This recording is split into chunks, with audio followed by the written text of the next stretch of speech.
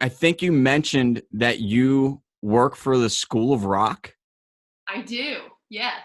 Can you have to go into this? Like the child in me goes like I would freak out if that was an option for me way back when. I have no idea if it ever was or wasn't. Like, to be honest, did this is this a chicken or the egg type of a question? Like, did the school become a thing after the movie? Yes. So it became a thing after the movie. I think like the mid 2000s, like I would say maybe 2008, 2009 ish was I think when it started. And what's funny about it was when I was a kid, I was in a program similar to the School of Rock, but it was different. It was a separate company, but they were in competition with the School of Rock, and so a couple of these started popping up everywhere. But yeah, so I work at School of Rock in Atlanta, and it's so cool. It's what you think the movie is. So like I feel like I'm Jack Black sometimes. And it's really awesome because I get to teach voice and keyboard lessons, and I also run the house band. There's different rock band programs there, but the house band is the audition only program. You have to audition once or twice to get in. There's a bunch of requirements for it. You've had to like graduate from the performance program. So there's a lot of steps to get to that point. But what's cool is my kids, when COVID isn't happening, when there's shows, they play all of these different festivals and events to promote the school, and they do really really cool things. Like they get to open for cool bands, and I think they've played Music Midtown, which is a festival here in Atlanta. So they've done really cool stuff. And so what's cool about my job that I love so much is like I get to manage them and guide them as they're doing these things and be a part of these shows, pick set lists with them. So I love what I do. It's so fun. And it's so fulfilling because I love working with kids. That's incredible. So is it just like music lessons type of a deal, or are there actual like courses and like class structures and like curriculums? Like, did they do anything with like talking about music business or like touring and like streaming royalties, things like that, or is it mostly just like performance based? Yeah, so it's majority performance based. But what's cool about being a show director or myself as the house band director, I try to teach them some business stuff in addition to the performance things and the performance curriculum. When COVID really hit and when we had lockdown, what the school did, which I thought was super creative, was they came up with little Zoom lessons more on the business side of things. So even though they couldn't get in the room together and rehearse, they were able to learn about touring and what a manager does and like all of those things that for me I had to learn as I went along, and I'm Right. still learning. Because it's very much like, honestly, touring, it's like college. I've been a college student, I've almost graduated, but like you learn as you go. And so it's really cool to kind of teach these kids that side of it too. Yeah, I mean, so before Matt's band like dissolved, his original band dissolved, transition, I went out on the road with them and was truly just supposed to be their merch guy. But they just were running a skeleton crew. It was just the band and me, really. And I Yeah. became like de facto tour manager and all that kind of stuff. Like, all of a sudden I'm helping like figure out how we should be planning these routes, like what, how, when do we need to leave so that we can get there like at load in time and yada yada. Like, it was it was a trial by fire that I had never seen coming.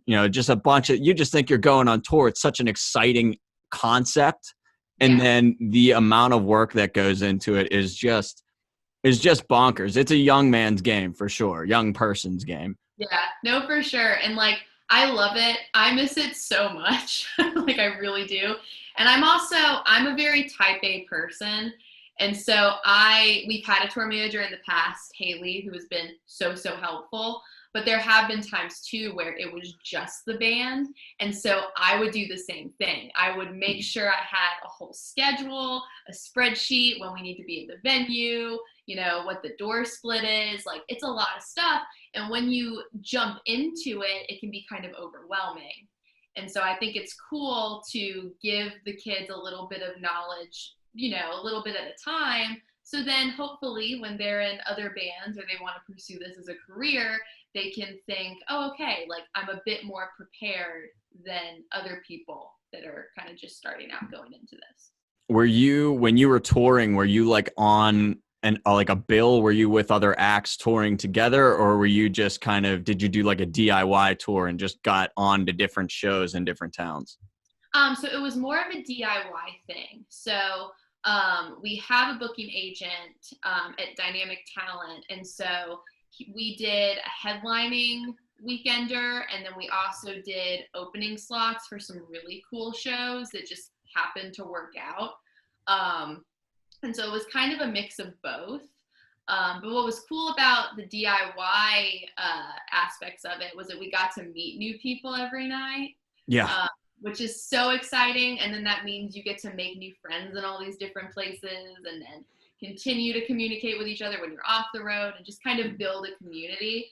And so it was mostly DIY, but that was something I was very happy to get taken off of my shoulders, was getting a booking agent to book them for me, because it can be a nightmare. It can be just insane. Oh yeah, for sure. I mean, and then even if you have like a lull, like that was one of the things that was happening when I was out on tour with Transition. They weren't so much worried about the tour that they were on. They were worried about what was going to happen as soon as they were off. They were like, we need to keep going. We just put out this record. Like, we just, like, basically we need to pay off the label and everything like that. Like, so we need to you got to keep us on the road. And those conversations, just hearing them, were tense. They were really, really tense. But the interesting thing about the tour that I was on, I had seen those guys go out for a bunch of DIY stuff. Mm-hmm. But the one that I ended up on was with Real Big Fish and MXPX.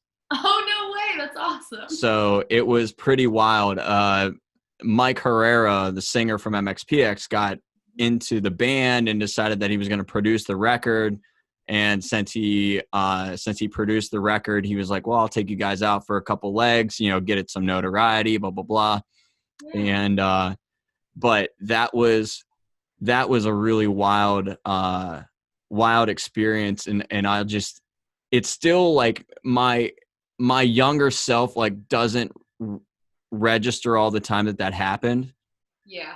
Like, I remember my first conversation with Mike, because I loved MXPX like growing up, and I couldn't say anything. It was like I was like in a starstruck moment. I'm like 22, like, you know, I'm like super starstruck, and we're having this conversation, and I just like blurted out, I'm like, "Are you gonna play Party at My House? Be there?" And he goes, it wasn't on the song list, but like, or it wasn't on the set list, but I'm sure we could fit it in. And every night on the tour, he would yell out my name on the microphone so I could come in and hear the song. Cause usually I was in another room working with the merch. Yeah. That's so sweet.